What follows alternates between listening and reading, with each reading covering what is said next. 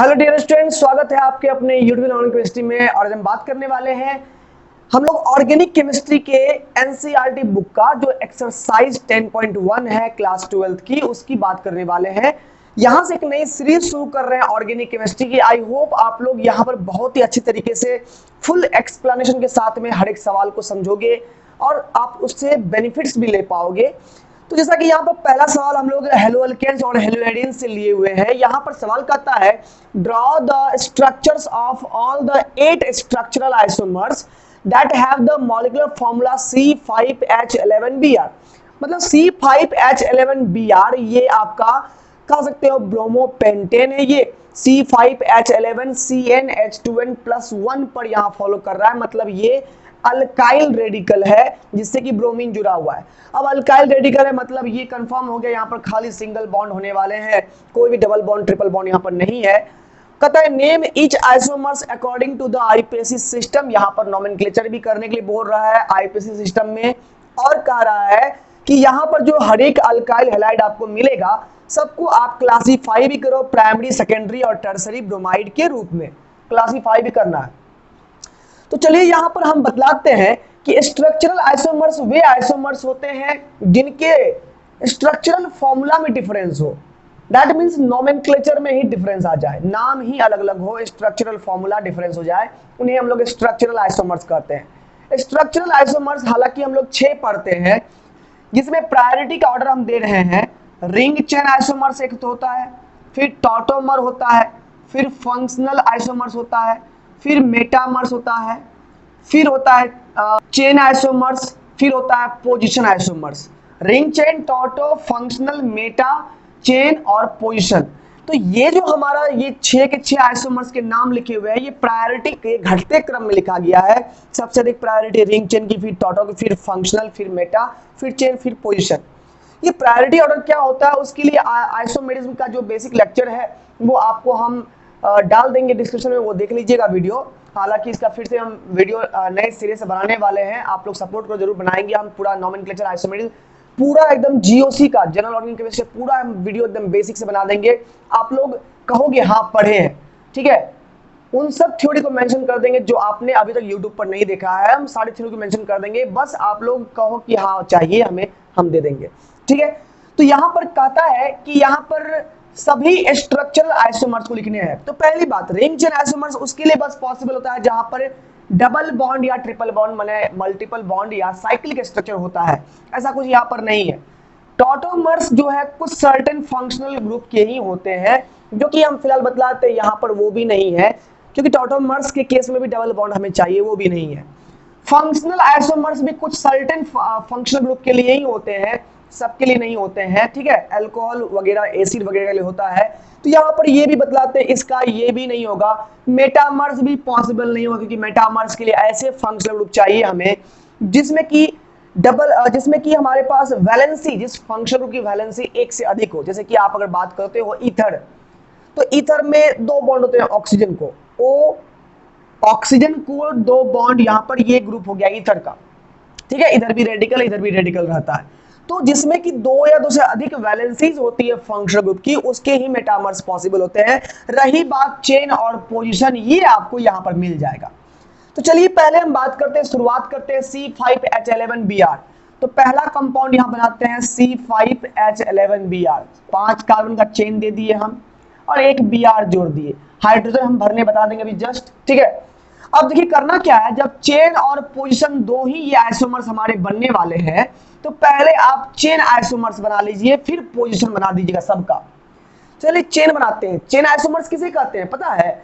Chain isomers होते हैं वो जिनके पेरेंट चेन में नंबर ऑफ कार्बन डिफर होते हैं। मतलब कि यहां पर 5 कार्बन है, आप करो कुछ नहीं, इनको 4 कार्बन कर दो, 1 2 3 4 कर दिए, एक ब्रोमीन कहीं पर जोड़ दिया, बदला में 1 कार्बन कहीं पर भी लटका दिए, कहीं पर भी डाल देना, कोई दिक्कत नहीं है, 4 कार्बन हो गया।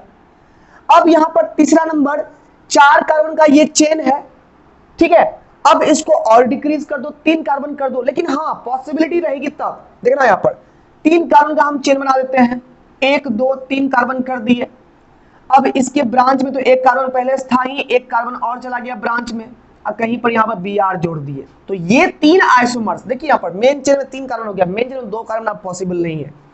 तो ये जो 3 आइसोमर्स हमें मिले हैं ये चेन आइसोमर्स कहलाते हैं एक दूसरे के, ठीक है। ये 3 चेन आइसोमर्स हमें मिल गए। अब कुछ नहीं करना, आपको पोजीशन आइसोमर्स बनाना है, और हिंट के लिए लिखा हुआ है कि 8 आइसोमर्स आपके होने वाले हैं। यहाँ पर हम 3 आइसोमर्स ड्रॉ कर चुके हैं, ठीक है।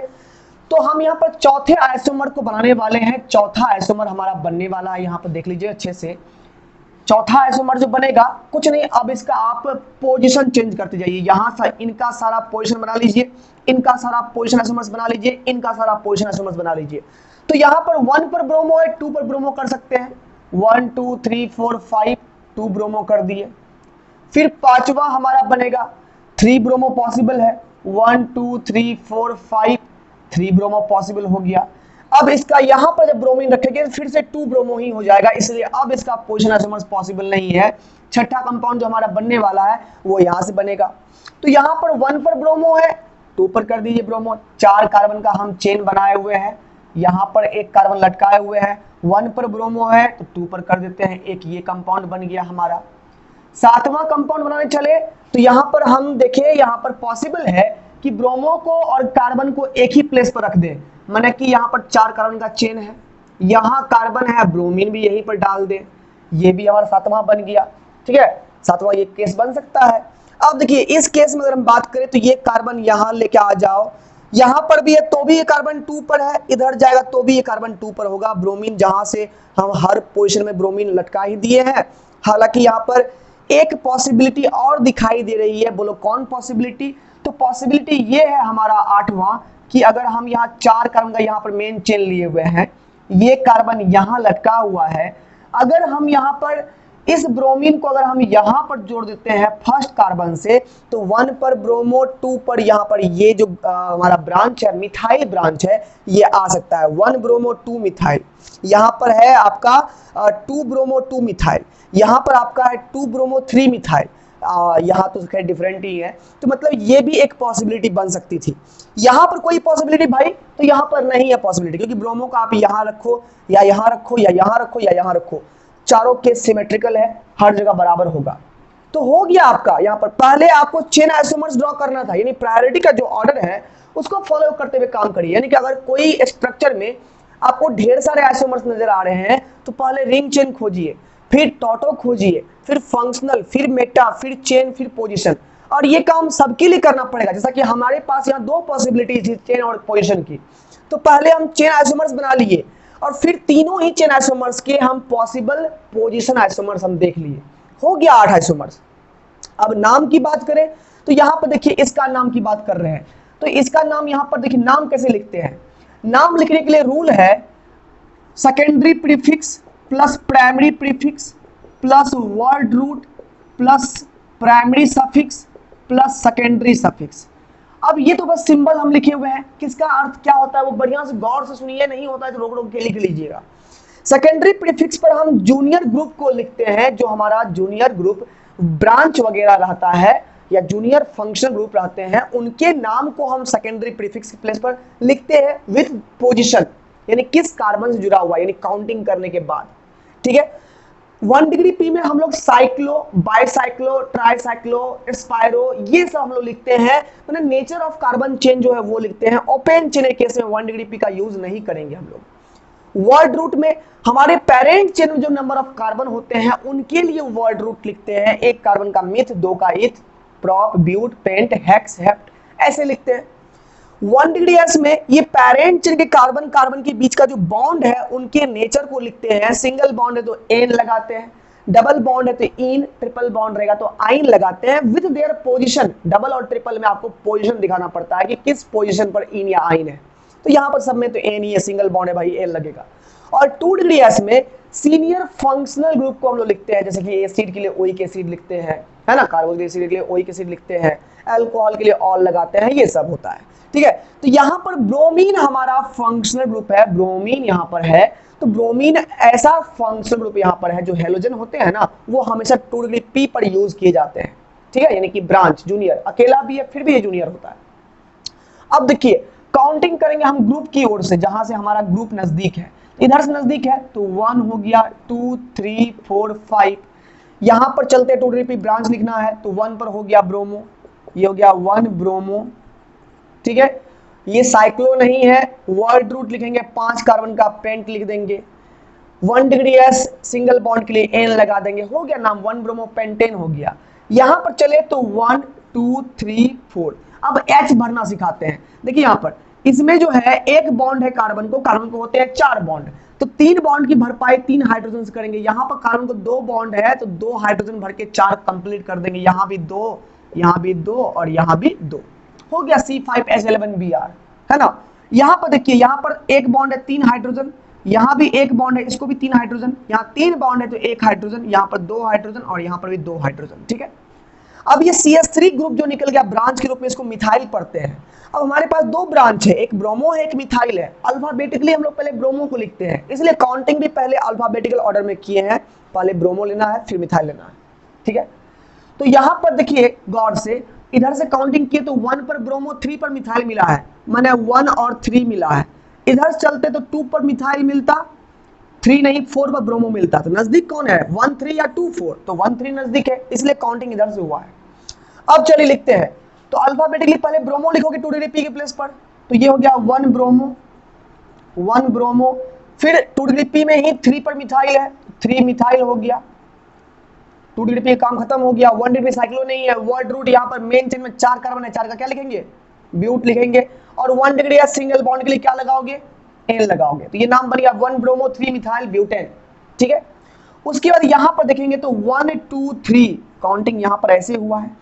H भरेंगे तो यहाँ भी CH3 है, यहाँ भी CH3 है, यहाँ भी, यहाँ तो कुछ है ही नहीं क्योंकि 4 बॉन्ड कंप्लीटेड है, यहाँ पर CH2 यहाँ पर CH3, यानी कि इस बार क्या है, इधर से चले तो 1 पर ब्रोमो 2 2 पर 2 गो मिथाइल पकड़ा रहा है ना।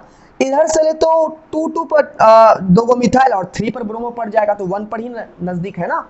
तो यहाँ पर ये बनेगा 1 ब्रोमो 1 ब्रोमो 2 2, 2 मिथाइल है तो 2 के लिए डाई मिथाइल लिखते हैं।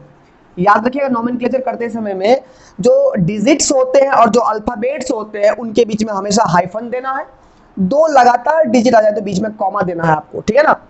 1 ब्रोमो 2 2 डाइमिथाइल, ये आ गया 2 डिग्री पी के प्लेस पर, 1 डिग्री पी गायब है। वर्ड रूट यानी मेन चेन में 3 कार्बन है तो प्रॉप लिखेंगे, और 1 डिग्री एस सिंगल बॉन्ड के लिए एन लिखेंगे, 2 डिग्री एस तो है ही नहीं। यहाँ ये हो गया, इधर से काउंटिंग इधर से करोगे 1 2 3 4 5, ये हो जाएगा 2 ब्रोमो 5 कार्बन का पेंट सिंगल बॉन्ड के लिए ane, 2 bromo pentane, 2 bromo pentane नाम बन गया। यहां पर ये 1 2 3 4 5, ये बन जाएगा 3 पर 3 ब्रोमो 5 कार्बन के लिए पेंटेन लिखोगे, 3 ब्रोमो पेंटेन हो गया, ठीक है। यहां पर देखोगे गौर से, इधर से ब्रोमो है इधर से मिथाइल है, H भरने पर ये मिथाइल बन जाएगा। तो पहले आप इधर से काउंटिंग करोगे इधर से, तो हम देख रहे हैं 2 3 पर इधर से भी ब्रांच है, 2 3 पर इधर से भी ब्रांच है, तो नजदीक उसको लेंगे या उधर से काउंटिंग करेंगे जिधर से अल्फाबेटिकली हमारा जो है ना सीनियरिटी फॉलो हो रहा है। तो अल्फाबेटिकली ब्रोमो सीनियर है, इसलिए ब्रोमो की तरफ से काउंटिंग करेंगे और ये 2 ब्रोमो 3 मिथाइल हो जाएगा। ये हो गया आपका, यहां पर इसका हम यहां लिख देते हैं 2 ब्रोमो 3 मिथाइल और 4 कार्बन का हो गया ब्यूट, सिंगल बॉन्ड के लिए हो गया एन, ब्यूटेन हो गया, ठीक है। उसके बाद इसकी बात करेंगे तो काउंटिंग इस ओर से होगी, ये हमारा मेन चेन बनेगा 1 2 3 4, ये ब्रोमो ये मिथाइल, देखिए यहां पर 2 ब्रोमो है और मिथाइल भी 2 पर ही है, 2 मिथाइल 4 कार्बन का ब्यूटेन, ब्यूट एन लग गया। यहां पर 1 2 3 4, 1 ब्रोमो यहां पर आ गया, 1 ब्रोमो 2 मिथाइल, ठीक है, और 4 कार्बन का यहां पर क्या हो गया ब्यूट एन हो गया। ये तो नोमेनक्लेचर की बात होगी, नाम हो गया। अब बात है कि यहां पर लास्ट में कह रहा है कि आपको सभी कंपाउंड में ब्रोमाइड को क्लासिफाई करना है प्राइमरी सेकेंडरी और टर्सरी में। ये क्या होता है, तो आपके जो हैलोजन है वो जिस कार्बन से जुड़े हुए हैं उसका नेचर देखिए क्या है। तो हम इस कार्बन को देखें, इस कार्बन के पड़ोस में कितने कार्बन है, यानी इस कार्बन से कितने कार्बन बॉन्डेड है इसके खुद के बॉन्ड से, उसको देखिए। तो इस कार्बन से बस एक कार्बन बॉन्डेड है, तो जहां पर कार्बन से बस एक कार्बन बॉन्डेड रहता है उस कार्बन को बोलते हैं प्राइमरी कार्बन। और प्राइमरी कार्बन से ये हैलोजन जुड़ा हुआ है, इसलिए इसको भी बोलेंगे प्राइमरी हैलोजन या 1 डिग्री हैलोजन बोलेंगे, ठीक है ना। यहां पर भी ये प्राइमरी कार्बन, क्योंकि बगल में एक ही कार्बन है, उससे हैलोजन जुड़ा हुआ है, तो यहां पर भी ये प्राइमरी हैलोजन कहलाएगा। यहां पर देखिए ये भी हमारा प्राइमरी कार्बन है, क्योंकि इसके पड़ोस में भी एक ही कार्बन है, इसके पड़ोस में कितना उससे मतलब नहीं है। यहां हैलोजन जुड़ा हुआ है और हैलोजन वाले कार्बन से बस एक कार्बन जुड़ा हुआ है, तो इसको प्राइमरी कार्बन, इसको भी हम लोग बोलेंगे, ठीक है। उसके बाद बात करें यहां पर, ये हैलोजन इस कार्बन जुड़ा हुआ है और इस कार्बन से 2 कार्बन जुड़े हुए हैं, इसलिए इसको सेकेंडरी हैलाइड बोलेंगे, सेकेंडरी ब्रोमाइड बोलेंगे। यहां पर भी वही कहानी है, यहां पर भी हमारे पास सेकेंडरी ही है, ठीक है। यहां पर बात करेंगे तो यहां भी ब्रोमीन जिस कार्बन जुड़ा हुआ है उसके पड़ोस में 2 ही कार्बन है, तो ये भी हमारा सेकेंडरी ही कहलाएगा, ये भी सेकेंडरी हो गया। 7 नंबर का बात करेंगे तो यहां पर भी जो हैलोजन हमारा जुड़ा हुआ है, वो हैलोजन से जो कार्बन जुड़ा हुआ है, इस कार्बन के पड़ोस में 1 2 3 कार्बन है, तो ये हमारा टर्सरी कार्बन कहलाएगा, टर्सरी ब्रोमाइड कहलाएगा। तो यहां पर ब्रोमीन जिस कार्बन जुड़ा हुआ है उसके पड़ोस में बस एक ही कार्बन है, यानी कि ये भी हमारा प्राइमरी ब्रोमाइड कहलाएगा। तो ये आपका फुल एक्सप्लेनेशन के साथ में ये हो गया। आई होप आप अगर बेसिक ऑर्गेनिक बस थोड़ा सा पढ़े हैं तो ये नॉमेनक्लेचर आसानी से हो गया होगा, इसके लिए कोई चैप्टर पढ़ने की आपको जरूरत नहीं हुई होगी, ठीक है।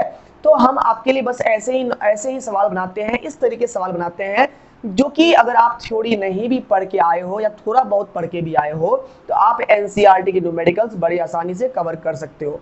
अगर पसंद आया तो लाइक जरूर कर देना, चैनल पर नए हो सब्सक्राइब जरूर करके जाना। मिलते हैं अगले वीडियो में, टेक केयर।